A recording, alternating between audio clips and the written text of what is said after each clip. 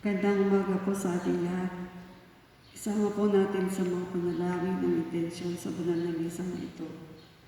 Karangalan ng mga Birhen, ina ng Hapis, alay ni Robel at Chita Serrano at pamilya. Karangalan ng Nuestra Señora de los Dolores at Señor del Santo Sepulcro, alay ng Ruwasa at Padre Family. Para sa kapayapaan ng kaluluwa ni Virgilio Gagarin, Susana Padul, Romeo Alfonso.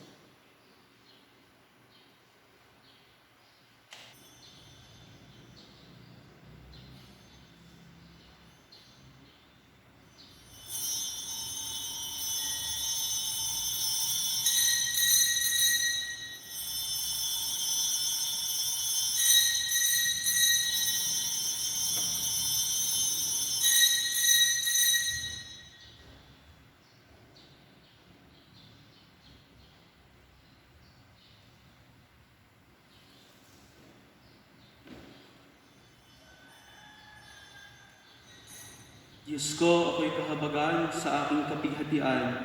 Inaasahan ko'y ikaw na pinakikusapang ako'y huwag pahindian. Sa ngalan ng Ama, ng Anak, at ng Espiritu Santo. Amen. Ang pagpapala ng ating Panginoong Hesukristo, ang pag-ibig ng Diyos Ama, at ang pakikipagkaisa ng Espiritu Santo naway sumainyong lahat. At sumayin. Mga kapatid, aminin natin ang ating mga kasalanan upang tayo magmarapat gumanap sa banal na pagdiriwang.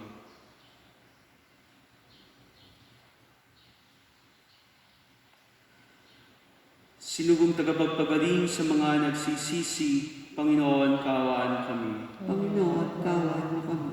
Dumating na tagapag-anyayang mga makasalanay magsisi, Kristo, kaawaan kami. Kristo, kaawaan mo kami. Nakalukluka sa kanan ng Diyos Ama para ipamagitan kami, Panginoon, kaawaan kami. Panginoon, kaawaan mo kami. Kaawaan tayo ng makapangyarihang Diyos. Patawarin tayo sa ating mga kasalanan at patnubayan tayo sa buhay na walang hanggan. Amen.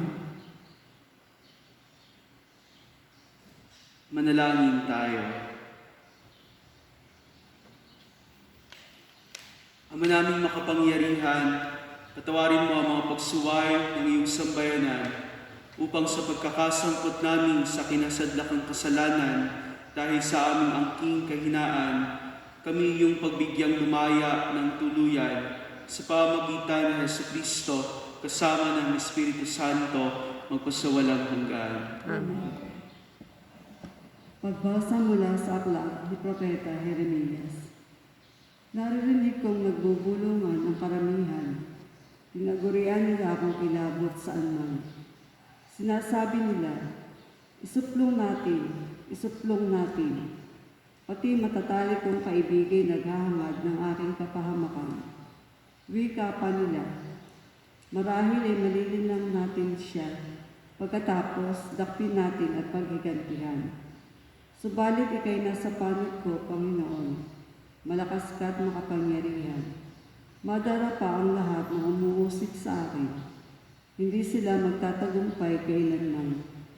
Mapapahiya sila sapagkat hindi sila magwawagi. Mapapahiya sila habang panahon at ito'y hindi na makakalimutan. Makatarungan ka kung sumubok sa mga tao. Panginoon, Diyos na makapangyarihan. Alam mo ang laman na kanilang mga puso't isip. Kaya't ikaw ang magiganti sa mga kaaway ko. Ipinagkakatiwala ko sa mga kamay mo ang aking kapakanan.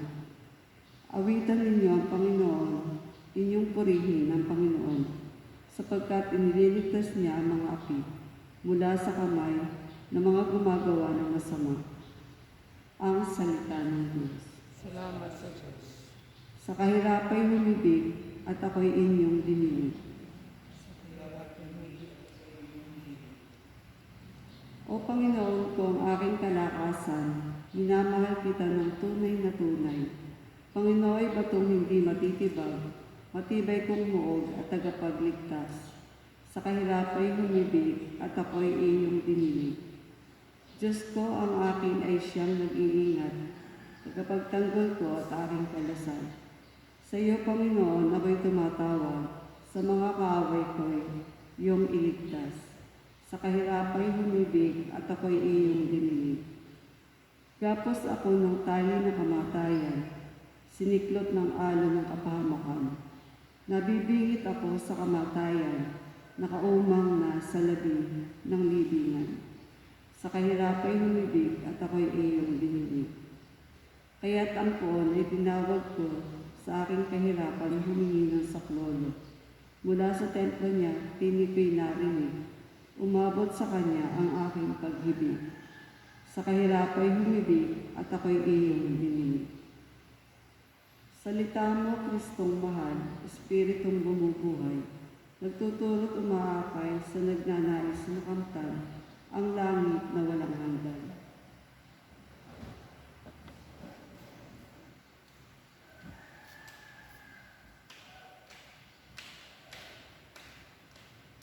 Sumainyo ang Panginoon. At sumayo rin. Ang mabuting balita ng Panginoon ayon kay San Juan.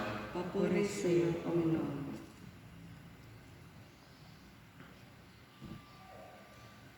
Noong panahong iyon, ang mga Hudyo ay kumuha ng bato upang batuhin si Jesus.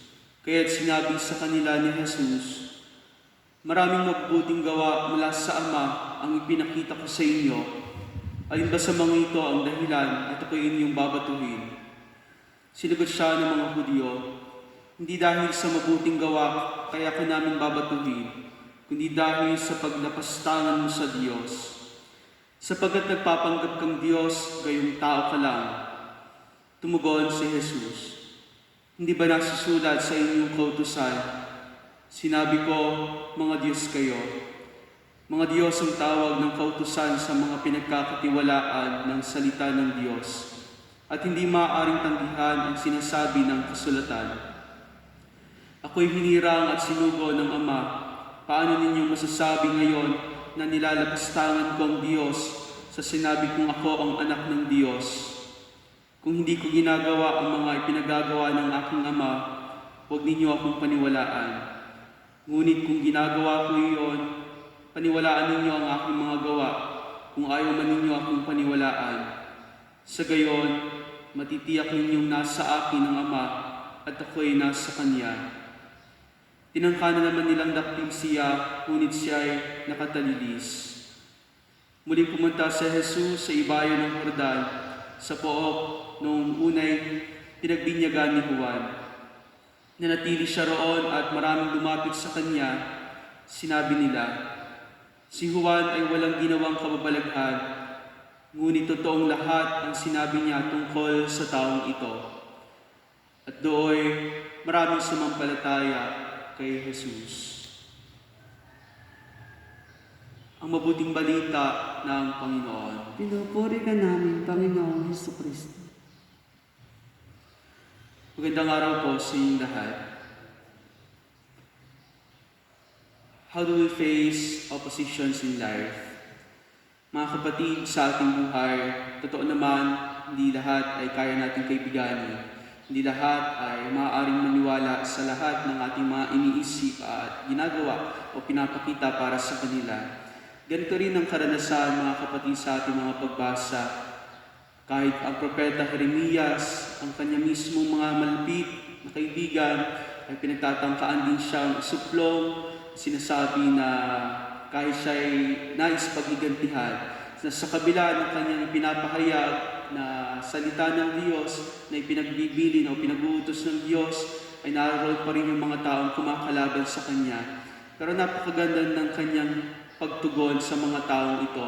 Sila ay pinagpaubaya niya sa Diyos. Naroon yung kanyang pagtitiwala sa Diyos na alam niya kapag ginagawa niya ang mga bagay na ito bilang isang propeta, kailanman ay hindi siya pababayaan ng Diyos. Kailanman ay hindi siya iiwanan ng Diyos. Nararapat, mga kapatid, sa mga tao na patuloy marahil na muupo sa atin, taliwas sa ating paniniwala o gumagawa ng masama sa atin, kailangan natin ipagpasa Diyos sa mga bagay na ito. Hindi yung kapag mayroong narinig na patungkol laban sa atin, ay kaagad-agad tayo na nagre-react, kaagad-agad tayo na nagtatanim kaagad ng sama ng loob. And of course, nais din natin makapaghiganti. Pero ang propeta Jeremias, naroon, sinasabi niya, inilalagay na niya sa kamay ng Diyos kung anong marahil dapat gawin sa mga taong kumakalaban sa Kanya, sa mga taong tinagurian siyang kilabot, nagnanais isuplong ang propeta Jeremias.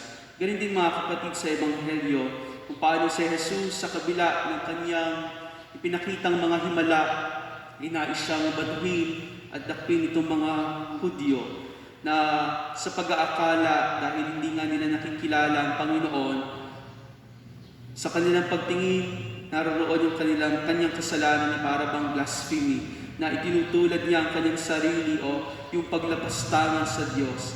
Pero totoo mga kapatid, sa bandang huli ng Ebanghelyo, pinatunayan na si Jesus mismo ang totoong Diyos. Si Jesus mismo ay kaisa ng Diyos Ama.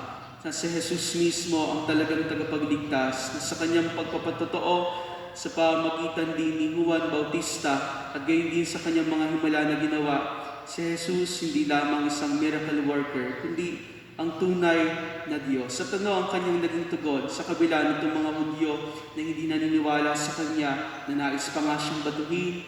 Patuloy si Jesus sa paggawa ng kabutihan para sa kanila.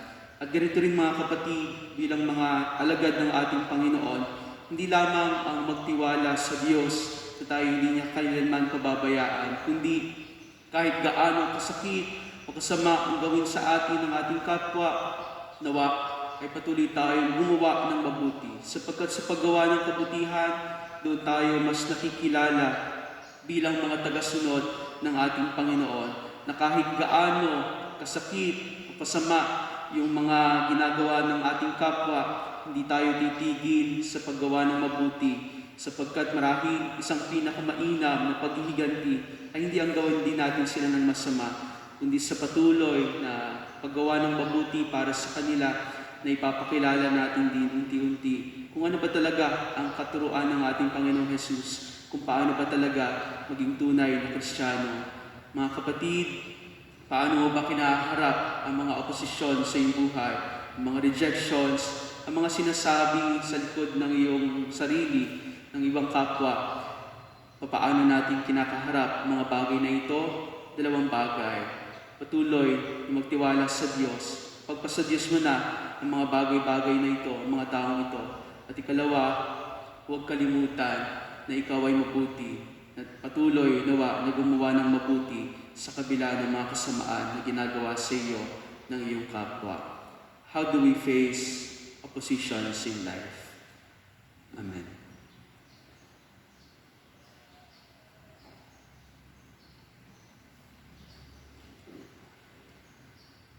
Orasyon Tarata para sa proteksyon laban sa COVID-19. Mahabagin at mapagmahal na Ama, nagsusumamo kami sa iyo upang hilingin ang iyong patnubay laban sa COVID-19 na nagpapahirap sa marami at kumitina ng maraming buhay. Tunghayan mo kami ng may pagmamahal at ipagadya kami ng iyong mapaghilom na kamay mula sa takot, sa karamdaman at kamatayan. Itaguyod mo kami sa pag-asa at patatagin sa pananampalataya. Gabayan mo ang mga dalubhasang na atasan na tumuklas ng mga lunas at paraan upang ihinto ang paglaganap nito. Nagpapasalamat kami sa mga bakunang naisulong sa patnubay ng iyong mga kamay. Pagpalain mo ang aming mga pagsisikap na mawakasan ng mga bakuna ang pandemya sa aming bayan. Patubayan mo ang mga lumilingap sa may sakit upang ang kanilang pagkalinga ay malakitan ng husay at malasakit. Pagkalooban mo sila ng kalusugan sa isip at katawan, katatagan sa kanilang paninindigang maglingkod at ipagsanggalang sa karamdaman. Tinataas namin ang mga nagdurusa, makamtanawa nila ang mabuting kalusugan. Ingapin mo rin ang mga kumakalinga sa kanila. Pagkamitin mo ng kapayapaang walang hanggan ang mga pumanaw na. Pagkalooban mo kami ng biyaya na magtulong-tulong tungo sa ikabubuti ng lahat. Pukawin sa amin ang pagmamalasakit sa mga nangangailangan. Sa pagdamay at malasakit namin sa bawat isa, malampasan nawa namin ang krisis na ito at tumagos sa kabanalan at pagbabalik loob sa iyo. Hinihiling namin ito sa pamagitan ng Jesucristo na nabubuhay at naghaharing kasama mo at ng Espiritu Santo, Isang Diyos, magpasawalang hanggan. Amen. Dumudulog kami sa iyong patnubay, mahal na Ina ng Diyos. Pakinggan mo ang aming mga kahilingan sa aming pangangailangan at ipagadyamo kami sa lahat ng kasamaan, maluwalhati at pinagpalang Birhen. Amen.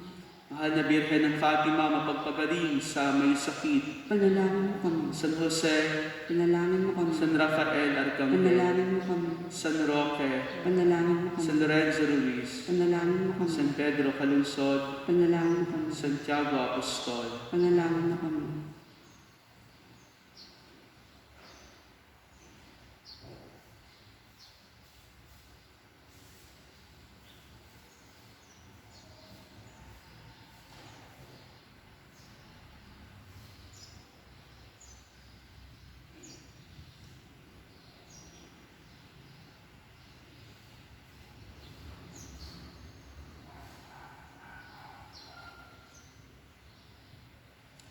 Kapuri-puri ka, Diyos, sa lumikha sa sanlibutan, sa iyong kagandahang loob, narito ang aming mayaalay. Mula sa lupa at bunga ng aming paggawa, ang tinapay na ito para maging pagkain nagbibigay buhay. Puri-puri ang may kapal ngayon at kailanman.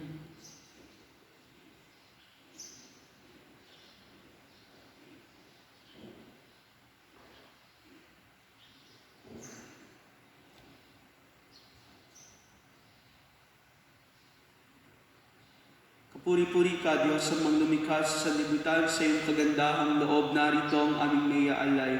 Mula sa kataas ng ubas at bunga ng aming paggawa, ang alak na ito para maging inuming nagbibigay ng iyong Espiritu. Kapuri-puri ang may kapal ngayon at kailanman.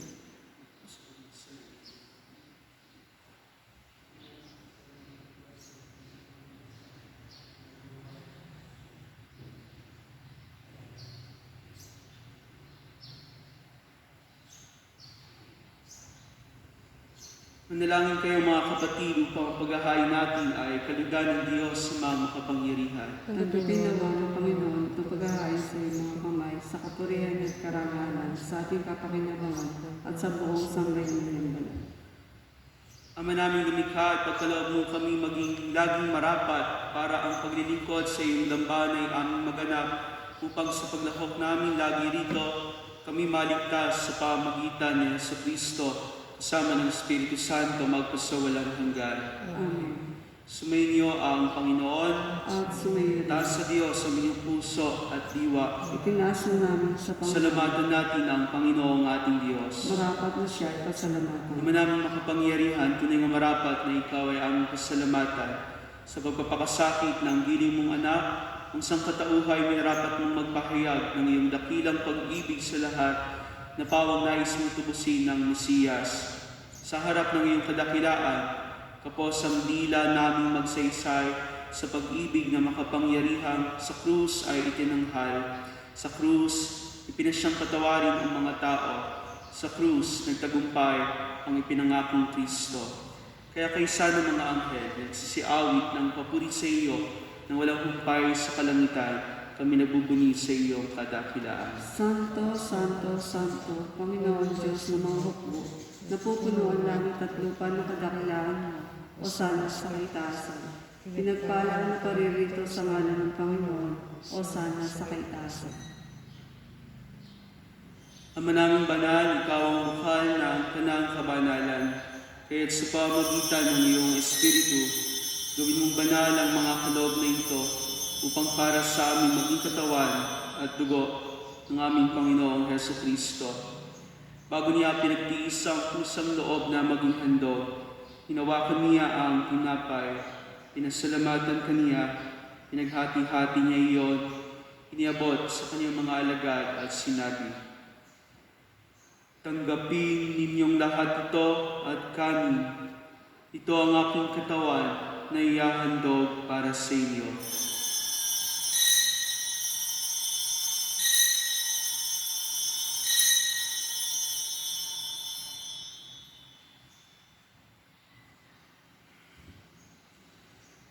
Gayun din naman nang matapos ang hapunan, hinawakan niya ang kalis. Muli kaniyang pinasalamatan. Iniabot niya ang kalis sa kanyang mga alagad at sinabi, Tanggapin ninyong lahat ito at inumin. Ito ang kalis ng aking dugo, ng bago at walang hanggang tipan. Ang aking dugo na ibubuhos para sa inyo at para sa lahat. Sa ikapagpapatawad ng mga kasalanan, gawin ninyo ito sa pag-alala sa akin.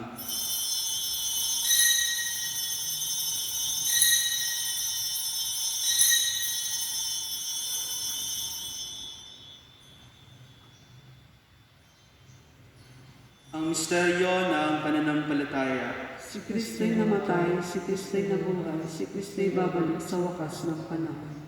Ama, pinagdiriwang namin ngayon ang alaala ng aming katubusan.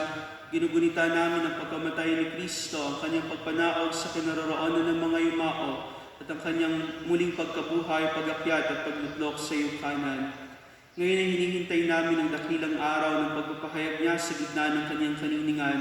Kaya dinihahandog namin sa iyo ang kanyang katawan at dugo, ang haing kalugod-lugod sa iyo at nagliligtas sa mundo. Ama, tunghayan mo ang handog na ito na ipinagkatiwala mo sa iyong simbahan. Sa iyong kagandahan loob, marapating mo sa aming pagsasalo-salo ang isang tinapay at kalis na ito. Kaming pinabuklod ng Espiritu Santo bilang isang katawan ay magbubuhay na handog ng papuri sa iyong kadakilaan kay Kristo.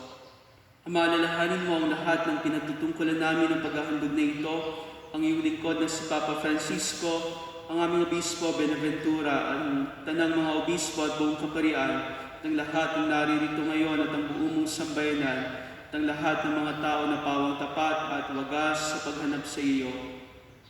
Alalahanin mo rin ang lahat ng yumao sa kapayapaan ni Kristo at ang lahat ng pumanaw na may pananampalatayang ikaw lamang ang nakaalam. Amang maawain, loobin mong kaming iyong mga anak ay magkamit ng pamanang langit. Makapiling nawa kami ng Ina ng Diyos, ang mahal na Birhen Maria, at ang mga apostol, Santiago na aming patron at ang lahat ng mga banal, sa iyong kaharian, kaysa ng tanang kinapal na ligtas na sa kasalanan at kamatayan, kami ay magpupuri sa iyo sa pamagitan ng aming Panginoong Hesukristo, na siyang pinagdaraanan ng bawat kaloob mo sa aming kabutihan. Sa pamamagitan ni Kristo, kasama niya at sa Kanya, ang lahat ng parangal at papuri ay sa iyo, Diyos sa mga makapangyarihan, kasama ng Espiritu Santo, magpasawalang hanggan. Amen.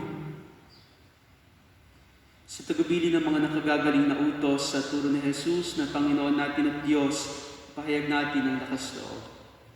Ama namin, sumasalangit ka, sambahin ang ngalan mo, mapasa amin ang kaharian mo, sundin ang loob mo dito sa lupa para ng sa langit. Bigyan mo kami ngayon ng aming kakanin sa araw-araw. Patawarin mo kami sa aming mga sala, para magpagkatawad namin sa nakakasala sa amin. At huwag mo kaming paintulog sa tukso, pinadyan mo kami sa lahat ng masama. Hinihiling namin kami yadya sa lahat ng masama, pagkalooban ng kapayapaan araw-araw.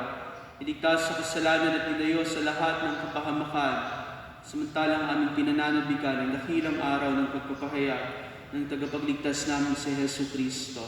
Sapagat sa iyo ang kaharian, ang kapangyarihan at ang kapurihan, magpakailanman. Amen.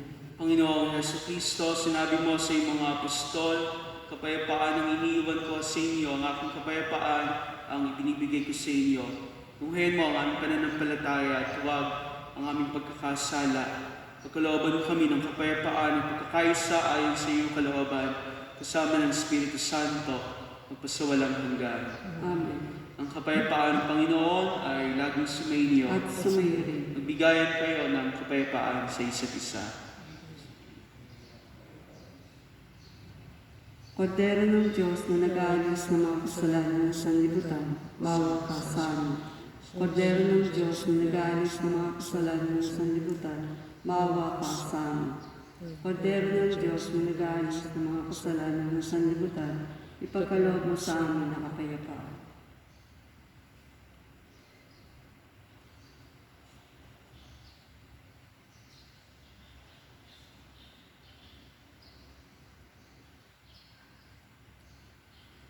Ito ang kordero ng Diyos, ito ang nag-aalis ng kasalanan ng sanlibutan, mapalad ang mga inaaniyahan sa kanyang piging. Panginoon, hindi ako dapat magpatuloy sa iyo, ngunit sa isang salita mo lamang ay gagaling na ako. Ang katawan ni Kristo. Amen.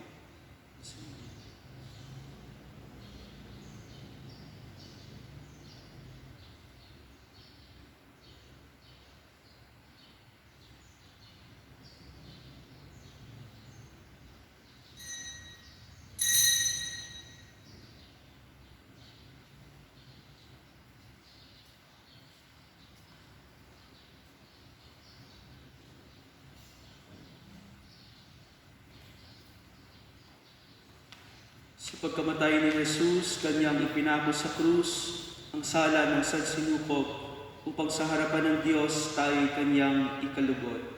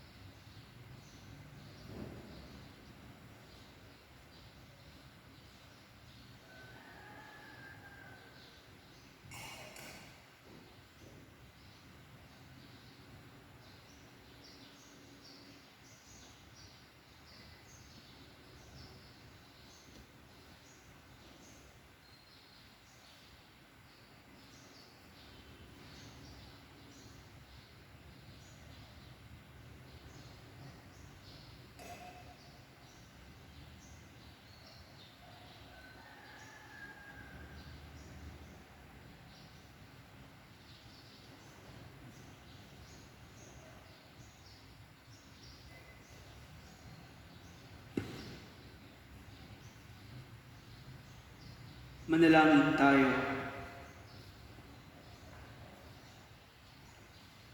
Ama naming mapagmahal, huwag nawang maparam sa amin ang bungang walang maliw ng pinagsaluhan naming paghahain.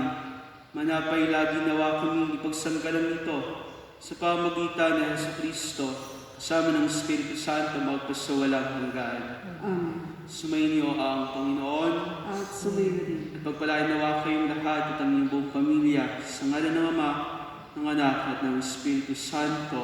Amen. Ang misa'y naialay na, taglay ninyo ang kapayapaan ni Kristo. Salamat sa Diyos.